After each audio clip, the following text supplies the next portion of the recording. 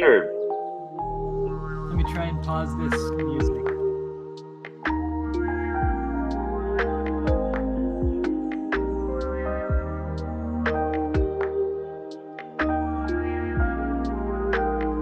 Okay, I'll just kick this thing. Okay. So I found a bot where you can just give it like an MP3 file from wherever. So that allows you to just have any MP3 file on your computer. You can give it to the bot and it'll just play it. So I learned the play command, but I don't. Apparently I can say pause, but it doesn't. It didn't pause. It doesn't listen. It's actually still playing. It's just not even in the chat. Like, in the side, it's still. Okay, I think it stopped now. I don't know. Somewhere it's playing to an audience of no one. Happy birthday, man. Thanks, yeah. Did you have a good day? Yeah, yesterday actually, like my birthday's today, I guess, but yesterday I went for a long walk. Me and my wife, we walked like maybe 4 or 5 hours or something. Whoa. Just around the waterfront and the park. Got some Thai food, and that's pretty fun. Then I played Legend of Zelda: Tears of the Kingdom. The best kind of day right there, then. Jeez. So, anything on the go this week outside of your birthday celebrations? I guess I'm kind of excited about an idea that I just thought of, which is like there's like ChatGPT, like these chatbots that you can talk to, and they can like you could ask them like write a script for a video or something, or like write a script talking about this for a 3-minute video, or like a monologue, but there's an API, so you can just run a program that would prompt the user, like give any prompt, and then you can use like programmatically you can send that off to the chatbot and then get the response, and then do whatever you want with it in the program.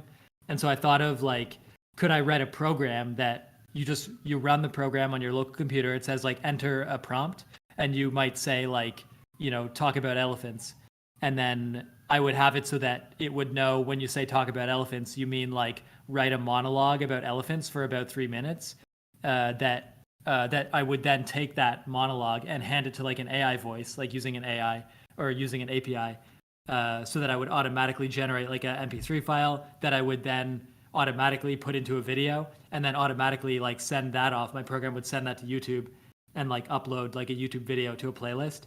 And so once that code is written, all the user has to do is just write, like talk about this, and then sometime later automatically would be like a YouTube video with like an AI voice talking about that for like about 3 minutes or so. And I think amazing. That's all. Yeah, I think like that's definitely possible if I did all those steps manually. Then the thing that I have to do is just figure out like all these platforms have automatic ways of doing those things. You just have to like get the one line of code. Like probably ChatGPT could even tell me what the line of code is that I would need to fire. You just need you need your account tokens, like the channel name and stuff like that. And then there's like a local program that can take an MP3 file and make that into like, add like an image so that it becomes like an MP4 video file. So I feel like all of that should be possible. And maybe some of it is hard and I'll just do that stuff manually, but I feel like that could be interesting because even like wacky ideas, like write a fictional story about a wizard doing something or some kind of quest. And then if you just say that, and then all of a sudden, like I guess the easier way would be like make it as a blog post, like just have a thing where you can say like write a blog post about this, and then, magically that blog post would appear publicly somewhere. That would be fun too. But the video seems kind of interesting because then you could I like the idea of having videos like published in your name that you don't know the content of them, and then you just then you just watch your own videos and you're like, oh, that was kind of cool. Like, who made that? Oh, that was me. Okay. That's your style. I think that should be your thing. Yeah, it's fun because someday AI will be good enough where this will just be happening. Like we'll just sort of be described. We'll just constantly be saying what kind of shows we want, what kind of stuff we want, what kind of images do we want to see. And then it'll just be like finding them, making them, and delivering it to us. And that, someone else will make that product and deliver that to me. And so this is like the early days of like just kind of messing around like with these powerful tools like what can we just make that's kind of ridiculous but kind of fun. Yeah. Sweet, man. I don't know. Cool. Have you ever had a mechanical keyboard for a computer? Nope. Can't They're say just I have. like there's these keyboards that they have like sort of like chunky keys. Like they look kind of like old school keyboards where the keys are kind of like large plastic keys, and they when you press them, like they sort of depress, and they some of them make like a significant like click sound when you press a key, which some people like. Some of them are more Mhm. quiet, but a lot of them have like key sets. Like you can buy like color coded key sets that look nice, or some you can get these keycaps that uh like they have like a little like they have like resin or like clear resin on top, like so it's like a regular keyboard key, but it'll have like a little like almost like a diorama like inside the key, like or a little Pokemon or something. But then there's like this clear resin, like see-through vinyl, like sort of resin or something on the key, where it's the normal shape of a key, but it's got like really a lot of detail inside the key. Like you're looking into like almost like a little glass ball or something. I don't have any of those, but every once in a while I take a look for like $100, like a nice mechanical keyboard and the button, like, but it's made so that like it's very satisfying to like press the keys of the keyboard, and that it makes like a satisfying sound. And so that's a whole industry, people making those. So I recently got a new, just like I found this $100 keyboard, and then they've got like backlights. This one you can change, like it has red, yellow, blue, like backlights that can combine to any color, so you can sort of set the background color to whatever you want, or you can have it like animate. Oh yeah. Did you That's get a another. Pokemon keyboard? No, I've always just bought like the keyboard and used whatever keys it comes with. But sometime I might find like the colors that I like exactly and buy that key set, and then you can just they're all made so that you can just pull the keys off and like replace them with whatever other equivalent key that you want. So at some point I could just replace all the keys. Okay, wild. So Yeah, more than I'll ever that's need. I'm, the you know, I'm a minimalist, so I mean, I just got the bare yeah. basics over here. I don't need all that fancy shit. Yeah, you're doing good though with the latest piano song video that I saw. Like I couldn't tell that that's just like a phone, with low tech like solution, and it's published on a channel. Like that's good enough. Like I can't really see an improvement on that. Uh, Thanks, man. Yeah, going to do another one. There's a few songs that I've already built that I'm just gonna now like perform in front of the camera and put up. Like the next one will be called Boundless. So I'm gonna actually play that the way it's supposed to be played. With the recorded version that I did on the phone there, just audio, he was a bit hesitant because, I wasn't fully confident playing it. It was beyond my skill level when I built it. So that's the cool thing about composing is like I'll make a song, I hear what I need to play, but it's actually beyond my ability to play. And so like with this one, there were a few parts where I was like, I'm gonna fuck this up. So I played really slow and cautiously during the recording, but it takes away from the feeling, right? So now that I've played the song probably 20, 30 times, I've mastered the hard parts and can play that song effortlessly. So I think it's time that I record it and put it up. I got a subscriber outside of my network, oh, so nice. someone I don't know, and they left me a comment. So Oh, that's good. that's I a, love that. Yeah. that's just a great sign that I mean, if it made it out to someone else outside my network, and that means it's discoverable. So like I'm having to do like a push, Yeah. and then give it to a few people in my network to see if they like it. But I don't want to have to push it every time. I want to just post it and then subscribers like check it out.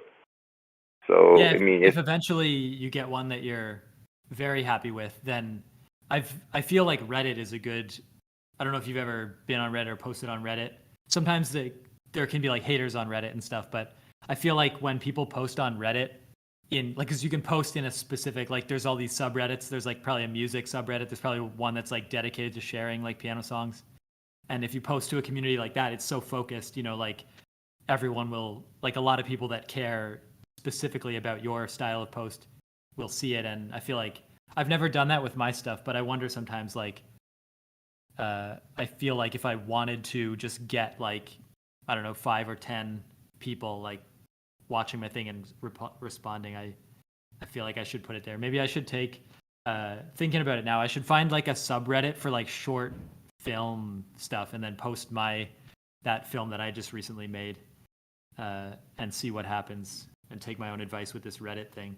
I've always had like, I've always found like whenever I post on Reddit, my thing gets deleted because they're like, oh, it doesn't meet like the format or the post was wrong. But I feel like whenever people always say they post stuff on Reddit and they get like a lot of eyes on it. So let me know how it goes. But yeah, eventually I want to get to the point where I don't need to post. But I guess I have to put effort into building a following first. But you figured YouTube would like push that out, and allow people who like piano to see it. But then I guess there's just so many pianists out there that I get lost in the noise. Yeah, I guess we should probably think of it almost as like a favor. Like, we're not at this stage, we're just giving away free stuff. Like, you're giving away free songs that people can listen to.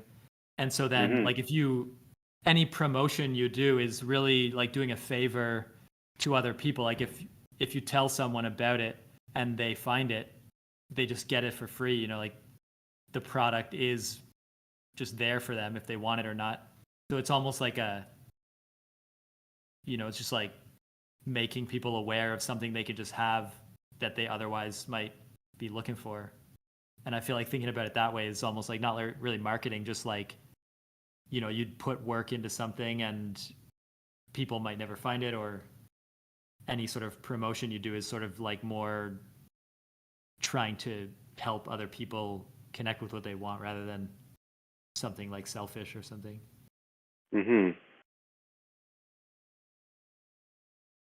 Well, I'm going to keep it up and see what happens. Listening to Mr. Beast and the head algorithm guy from YouTube. Basically, if you're starting out, just post videos consistently and, improve quality over time. The thumbnails matter. So, all that's good shit. And so, like, for my thumbnails, I'm looking at getting AI generated art. So, yeah, especially if you tell the AI that it's a YouTube thumbnail, it probably will.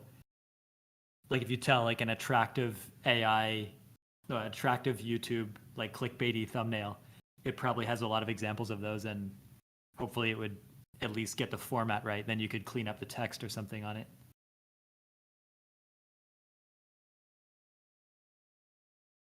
I feel like a YouTube thumbnail is always like a photo of a person with like a really crazy reaction, and then like some words that are like very like grabby, like, I sat down and played this song and it made me cry, and then like a photo of like a person like crying on a piano keyboard.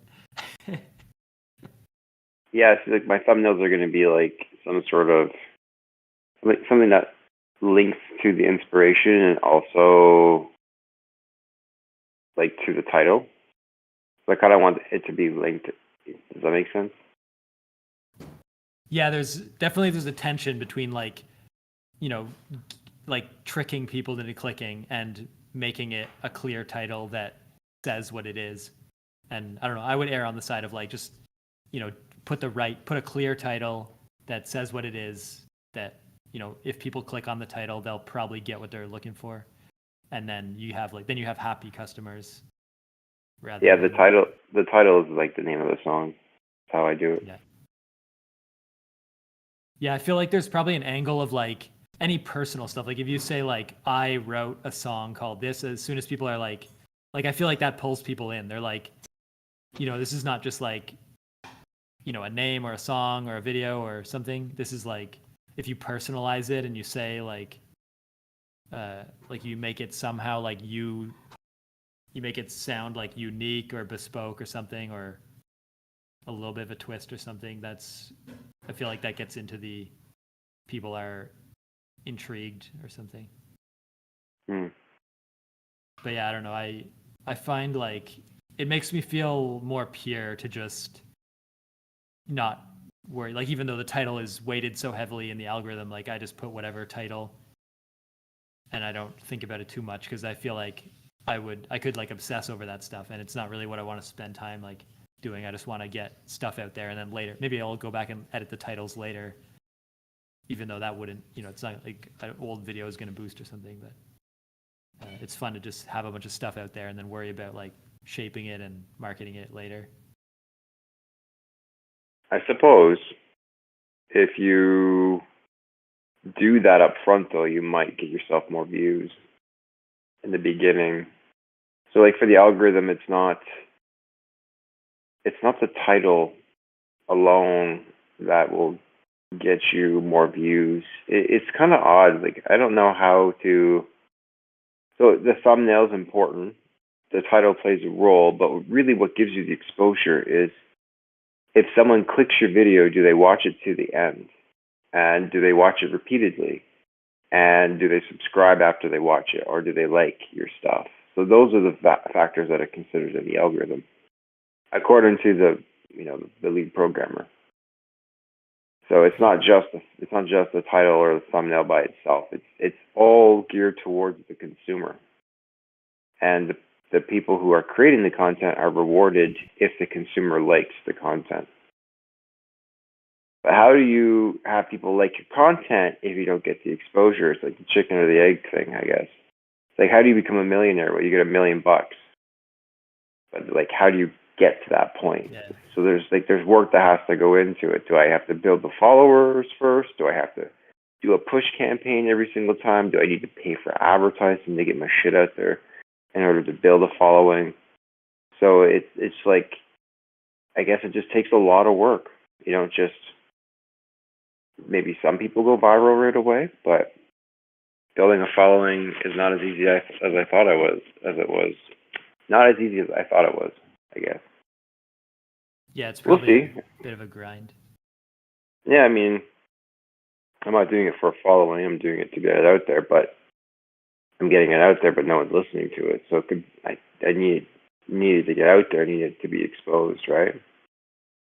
So I guess I have my work cut out for me. Yeah, I feel like if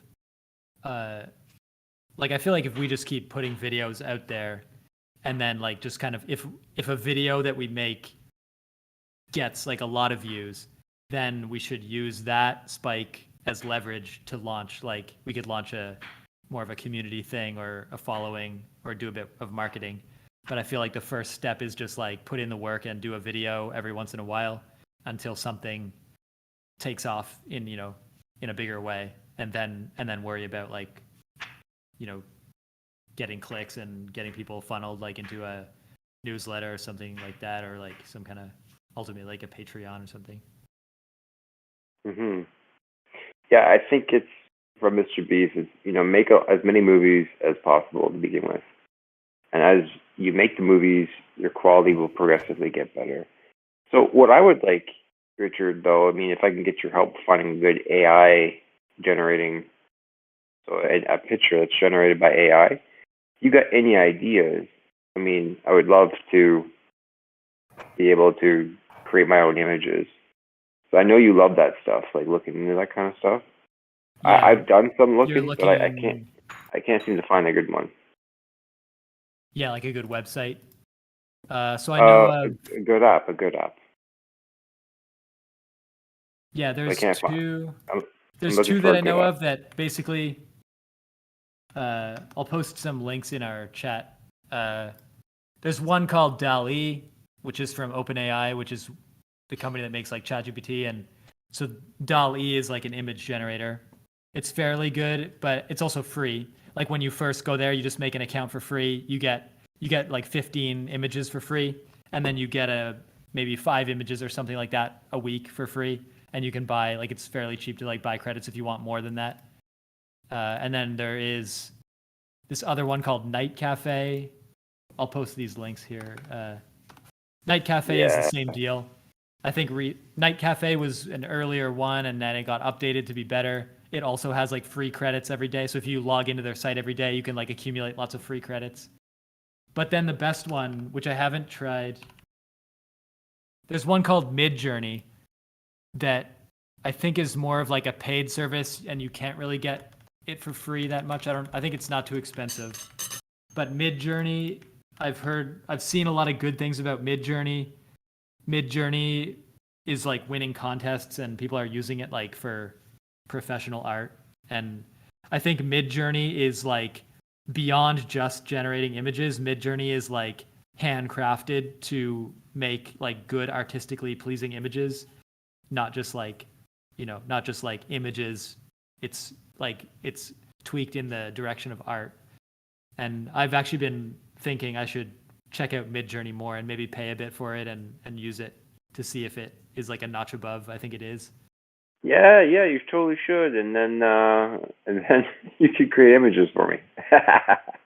Yeah, I would be interested in that. If usually there's the whole thing of like prompt engineering where like to make the image you have to give a prompt, and the prompt will be like you in the prompt, like if you know how like if you find an image, sometimes there's like a description of like what's in the image. Like it might say like, a single person sitting at a piano looking at the camera with this color hair, and then you have to say like in this art style. And then you could also say like, the whole piano is visible or just the keys are visible, like it's a zoomed in shot or a portfolio shot. And so you have to really, you sort of, the more cleanly you describe the prompt, then you'll get like a result that matches that closer. And then these things have some ability, like after, I think Midjourney especially, after you've generated the image, you can tell it like, keep the same image but change this one thing or whatever, and you can refine it. And so there's some ability to like keep going with the same image and making it better or changing it, and that's part of it too. Sounds amazing, man. I guess that's the input that I'll need from you. If I'm like, I'll just basically use the tool, but you'll sort of have to think about what kind of image do you want, and then we'll see what it easy inspiration, title, general image in my mind. Yeah, it's very easy, man. Cool. We'll give it a go. Yeah, so appreciate the ideas. Should we try right now? Should I type in like, should I just generate? We probably won't get great results, but I'll try with DALL-E. So you said inspiration. Well, I have to tell you what the inspiration is, but I have to create another song before I can provide that for you. That makes sense. We can wait then, yeah. Yeah, that's probably best. So, coming off my high from the event. Yeah, I'm coming off my high. It's coming back into reality. It's I'm still changed. I got a different perspective, and I still want community, but and I feel like I'm a part of something greater, but like I'm just more chill now.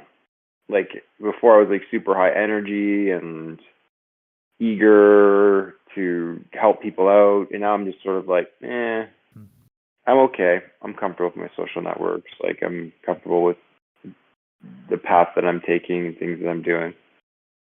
So it's like, yeah, no, I'm happy overall. Before I really wasn't, but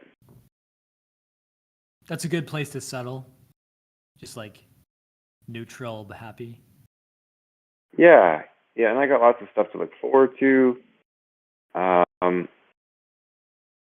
there's this new confidence about me that I didn't have before. I was so focused on my previous self, on how I used to look when I had a full head of hair, when I was younger, things like that. And I was so obsessed with trying to be that old version of me that I've lost sight on that I actually look pretty damn good right now. That who I am now is I'm a man. I've grown up. People see that. Like I wasn't seeing myself physically for who I am. And it took quite a few people to be like, no, like you are strong. I perceive you as strong. You are handsome. You're very good looking. Like I've been telling myself that I'm not because I'm not. I don't look like I used to look like. And so your internal dialogue, what you say to yourself, can shape how you feel and how you behave. So that cognitive triangle, what you think ties into emotions, feelings, and behavior. Behavior can also change how you think, and it's all connected. And I'm having to now. I have this new perspective because I've had confidence and energy from this event. People, I guess, are more willing to be vulnerable and actually tell me their thoughts about me when before they wouldn't.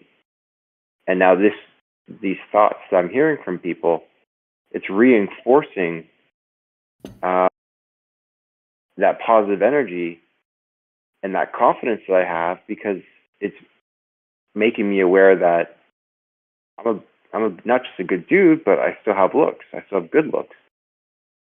I've changed. I'm no longer young, but I'm taking care of myself, and I should be proud of that. And that feeds into confidence, right? So it's like then I become more confident, and then perhaps attract more compliments or more people. And you see where I'm going with this? Yeah, yeah, being like sort of yeah, like it's a like positive feedback loop. Like the more that you feel confident, the more people maybe pick up on that, and they feel like they can be honest with you, and then you like you thank them for being honest, and then the connection deepens. That's nice. Exactly. So yeah, there's that side of it, but also just coming off the high that I've experienced up until this point. So it's all good. I recommend that experience, going to a sideburn or a festival of any type, really, to get out there and meet the community, and I think it's great. Sounds like it was a good idea to join a camp. It would be intimidating still to like go alone. It's a good idea to like join a camp. They onboard you.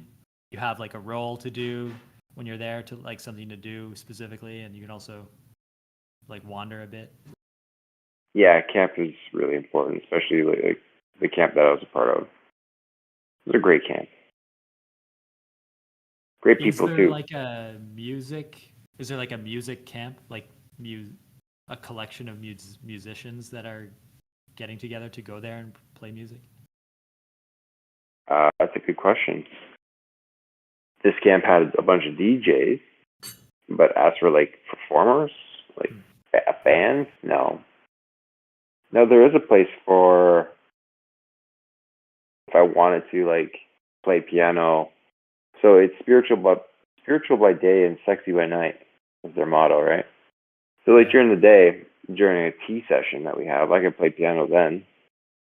And in the evening, once the dancing's over, there's people who are chatting and getting hammered and still are probably on different substances, hanging in the lounge. So DJ shuts down, grand piano opens up, and I can just serenade people for like an hour or two. Yeah. I mean, that could be an option too. That could be a contribution. Yeah, it's a good stepping stone to then eventually like, like you were saying, like going there with a piano and doing your whole thing. Yeah, it's not impossible. I've already thought it through. It's a bit of work though. You could live stream that. Also, you're playing piano at a sideburn live streamed on on Twitch. Yeah, totally could do that too. Yeah, I got options for sure. No, it's good though. I'm putting myself out there. I just gotta not overextend myself. I got all these ideas. So now that I've like broken out of my comfort zone, I'm outside the fear zone. I'm in the growth zone, learning zone right now, and I got all these ideas that are coming all the time. So I have like this. I have this mind of an entrepreneur, and I'm noticing like I got all these ideas, And thanks to this book that I read, The 4 Hour Work Week, I actually have an idea on how to execute and, have those ideas become real. It's just a tremendous amount of work to get from idea to automated income. Yeah, not a fast Or process. Yeah. it's not, no, it's a lot of work. And so like when I have all these ideas and they all require a lot of work, it's like where do you begin? So so far I've been just procrastinating and I've taken some stabs at it, but I've been really focused more on like the social part of my life and the hobbies. So like playing the music, playing the piano. So, Mhm. but I would like to pursue these other things. And now, like I was saying, like as my head is clear, I got all these ideas coming in all the time. Got to slow down a little bit, I think. But I think it's interesting, and I do wonder if others too could start having all these crazy ideas if they were outside their comfort zone or outside of their 9 to 5 existence. A lot of people live like that, right? Yeah, there's a point where like people like I feel like a lot of people might have ideas, but they don't they feel like the ideas they have would take too much time and they're not willing to spend it or something. And then there's like people that have a bunch of ideas and are going to commit to one but don't know which one to commit to. And I feel like the place that I'm at now is like I have like a lot of ideas and I no longer feel like scared of like trying to do them all. And I never do any particular idea with like enough like energy or dedication to like actually make anything of it. But I feel now that I'm always trying to like take the next idea that I'm excited about and and just sort of like get it out there in some form, just to prove that like using the least energy possible, get it out into some public forum where someone could find it, and that's kind of fun. That's a fun project now because then whenever I look back on like all the stuff that I made, it's all like public and findable, and I can sort of then like no single piece is like that impressive, but it's fun to have like a bunch of stuff that you can point to and say like I created all this stuff and anyone can find it easily and it's all there and I can look back on it and get inspired or something and make something better. And that's what matters, man. Yeah. Yeah, like You're making the happy with what next you're thing a doing. little bit better. Yeah. Sweet. Anything else you want to talk about, man? I don't know what else am I yeah, what do you actually I was going to ask like what musical training have you had? Like how did you learn to play piano? Like how do you do anything like to up your skill level now, or it's like free play? Like what's your whole story with like when did you first learn and stuff like that? Elementary school, I took up trumpet, and then the trumpet taught me basic music theory, like notes, like how to read sheet music and different key signatures and time signatures. And it wasn't until high school, grade 9, where I walked into the music room and my buddy Shane was playing a song called Canon in D. I've heard And that. yeah, so he's playing that, and I'm like, oh, that sounds really good. Can you show me like what you're doing? And then he showed me that bass clef was 2 tones down from treble clef. He showed me where the notes are on the piano, and then next thing you know, I'm slowly playing Canon D, and I memorize it and I play it quickly. And then I progressed on to Moonlight Sonata, memorized that, played it like mastered it. So then I was just like, well, this is boring, and I just started doing my own shit.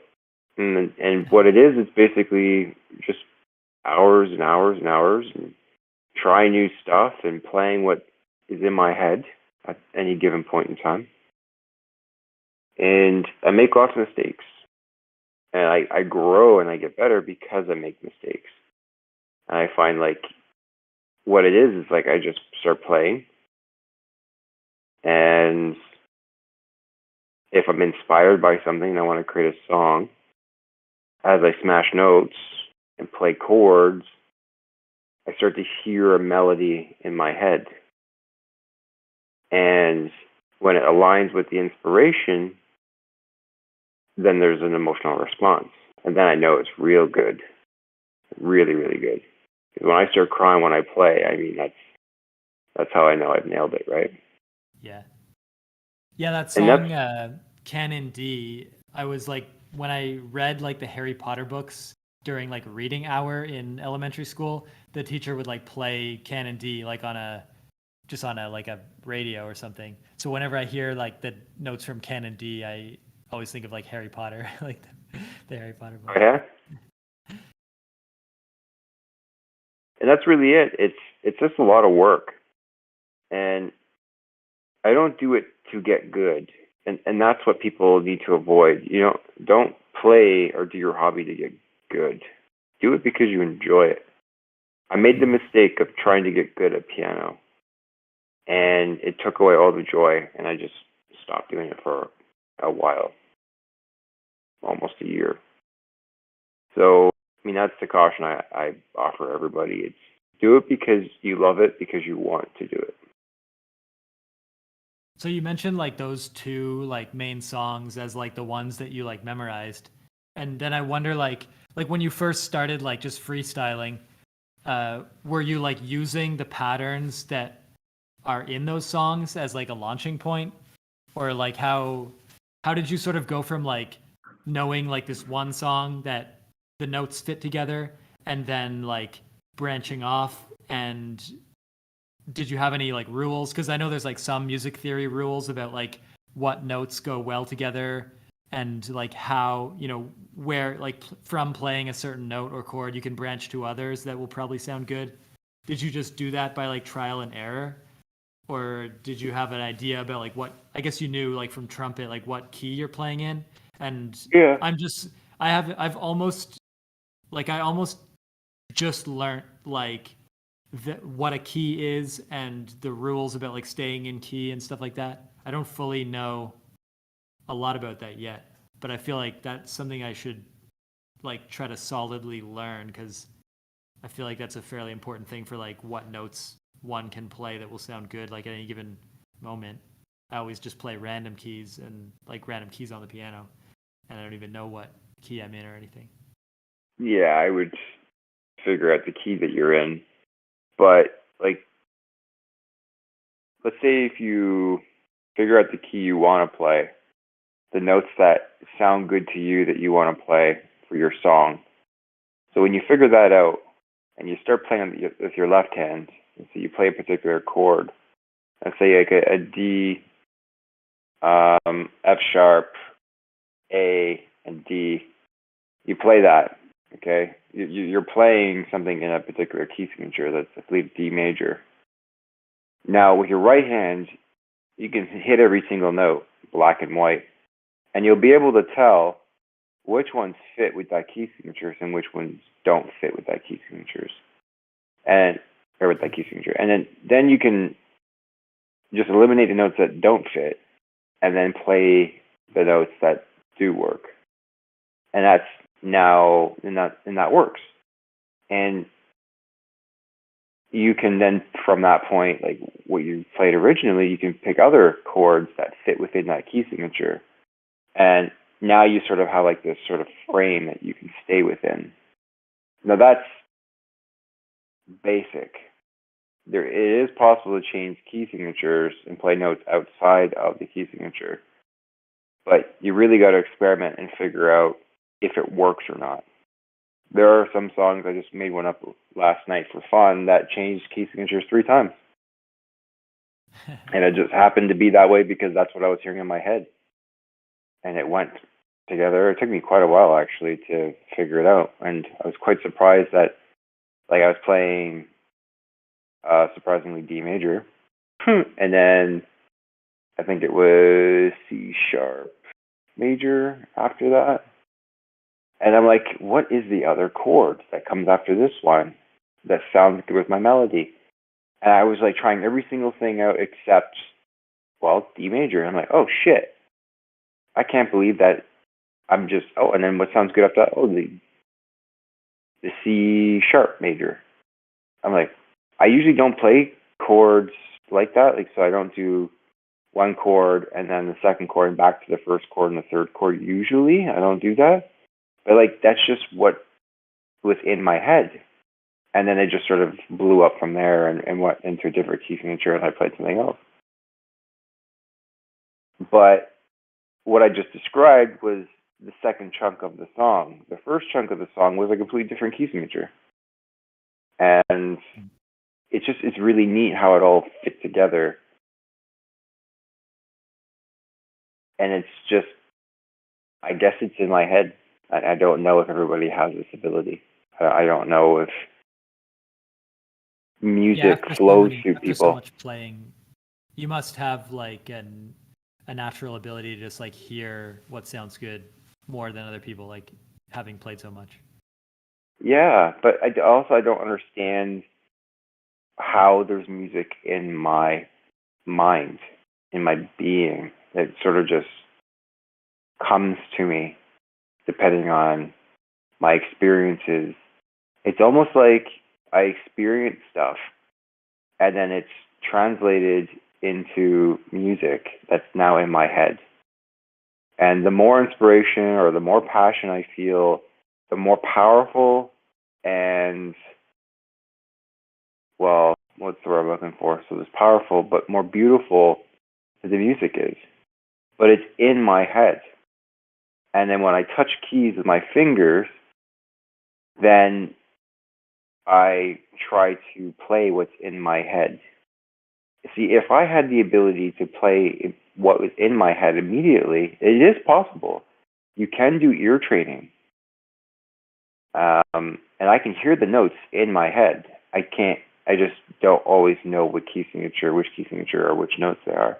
But I could train it so that whatever is in my head, I can immediately just play. So like the trial and error, I spent 90 minutes making a song last week, the one that I actually put up called Awakening. It took me 90 minutes to be able to figure out what was in my head. I mean, I could really, if I could narrow that down, then my ability to produce music becomes so much more efficient. But anyway, getting back to the kind of like the question I had, like, does everybody have this? Is this something that is normal for people? I mean, people compose music, sure, but do they hear the notes in them? Is it part of who they are until it's played by the instrument? So I do wonder that. No one's ever told me. I guess I need to talk to more composers. And this is so right now my LinkedIn is all military people with some other fancy, like a nuclear computer programmer or whatever. Like these are all like cool.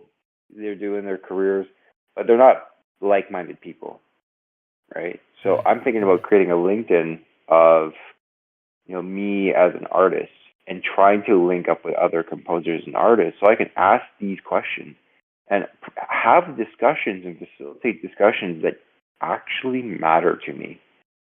Because I don't give a shit about government stuff or job stuff or the general did this or that someone got an accommodation. I don't give a rat's ass about any of that stuff, right? And that's what I see in my feeds.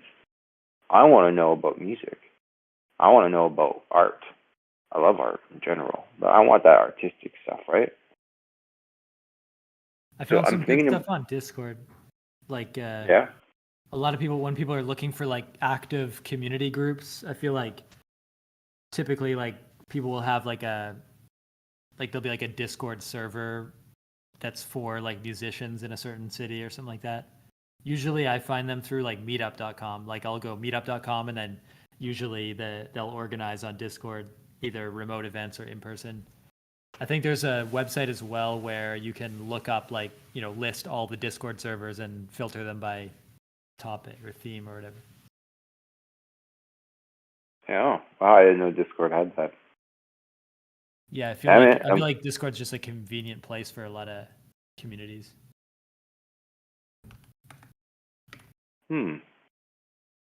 I guess this is it, man. Like if I want to get my shit out there, gonna have to start putting it in these communities. And I guess this is where my where you can be my manager. Seriously consider the proposal. There's a bit of work there, but you seem to know all these things I don't know.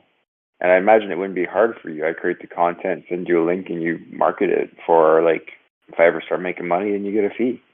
But you help me build the community, and it goes somewhere. Then yeah, you reap the benefits. And I don't think it would be a lot of work to do it. It's just like I don't know what's out there, and I'm pretty busy just coming up with the actual material. Like I might mention before, I'm a big believer of empowering people, but also learning from those that know, and not using, but knowing what people's strengths are and leveraging those strengths instead of doing everything yourself. I don't like doing everything myself. I think that's inefficient. Yeah, outsourcing the stuff that's boring to you is good.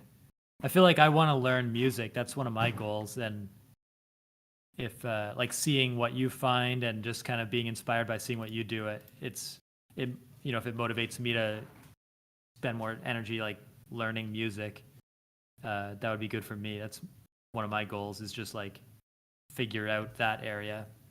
I know like so little about music. I need more like information about like what kind I like, and I guess I would start with piano most likely, or even just working out good note combinations like in software. But yeah, that's what I want. I want like more community around. Like I've never like known people that play music or had like people that talk about music. So I feel like it's exciting for me to think like, oh, if I was surrounded by more musician people and more community, I would just end up learning to play music without really trying that hard, and that'd be nice. Well, that's just it. You got to actually do it, and it's not really trying hard when you're doing something that you love. It's just a release. It's you doing up something that you're passionate about, your hobby. So there is a time investment. That's the thing, is you're not going to get to where I'm at by smashing a few keys sometimes. Like it is there's many hours that go into it. I formed all these pathways in my brain, and that I play the way I do because of training my muscles, and like I can play blindfolded. I seriously, Yeah. like I'm at that point where I actually did a song called Unorthodox Beauty, and I played it blindfolded. I have it's on my cheesy keyboard back in Alberta, but I straight up played it blindfolded, and it was good shit. But like that's where I'm at. And the thing is, like, you can't expect yourself to start smashing some keys and play like that. No one can do that. No one has this sort of natural musical ability to be able to go from 0 to hero in no time at all. It's not one of those things where you can take shortcuts. It's important to know the foundation so that you're playing with in the key signature, but in the outside of that, just play and put effort into it. Yeah, that's what I hear most often, is like just play. But I feel like I need to set up the conditions where like I have an instrument. Like right now I have like 1/4 of a keyboard. Like it's like 2 octaves or something, that is just like a thing I plug into my computer. And I can mess around on that. I guess it's got limits, but it would still be good enough. Eventually I would maybe get the full keyboard. And then I just need to feel more of like a push from. Actually, I have another friend he played piano a lot. He got like a master's degree in music and stuff like that. So now I have you that plays piano. I have that other guy, and now I need to just like sit down and put in the time to make some progress. Exactly, yeah. But doing it because you like it and you want to learn, and not because you want to get good at it. Yeah. Just play because it's something that you want to enjoy. Again, that's key. If I you like the don't do idea of that, like the meditation, like just doing like a meditation at the keyboard and, playing what comes to mind, not judging, just like, using the keyboard as like a tool to just be, be in a state of meditation, which otherwise you'd be sort of in silence doing nothing, but have like a little instrument there to just like mess around with.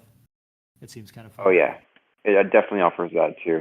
It's Yeah. it's a form of therapy. It helps. Like it's a form of meditation for sure. My mind isn't wandering when I play. There are times though when I'm not feeling it anymore, and if I become too hyper focused, then I can't play, and that happens when I become stressed or if I have a timing I have to meet and I'm trying to like play something quickly. Right. So I mean, I can get mental blocks, but most of the time when I do play, it's just I want to be there. It's free flowing. It's good to go. Yeah, that sounds cool.